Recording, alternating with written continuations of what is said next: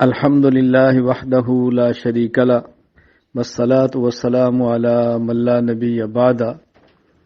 شیخ محمود افندی رحمہ اللہ تعالی کے جانشین اور خلیفہ الشیخ حسن افندی رحمہ اللہ تعالی رات کو انتقال فرما گئے ہیں۔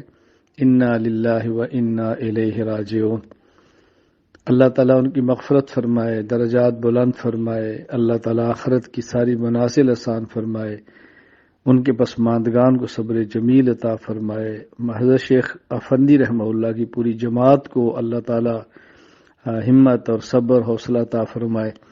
حضرت شیخ محمود افندی رحمہ اللہ تعالیٰ نے ترکیہ میں بہت طویل عرصہ تک کام کیا ہے، 100 سال کے قریب عمر پائی ہے، اور اگر یہ کہا جائے کہ پورے ترکیہ میں اس وقت جو دین کی بہاریں ہیں، اس میں بہت بڑا حصہ شیخ محمود افندی رحمہ اللہ کا ہے، تو یہ بے جان نہیں ہوگا۔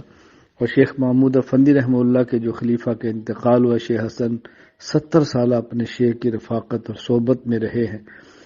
اللہ تعالیٰ ان کی مغفرت فرمائے، درجات بلند فرمائے، اللہ تعالیٰ ہم سب کو آخرت کی تیاری کی توفیق عطا فرمائے۔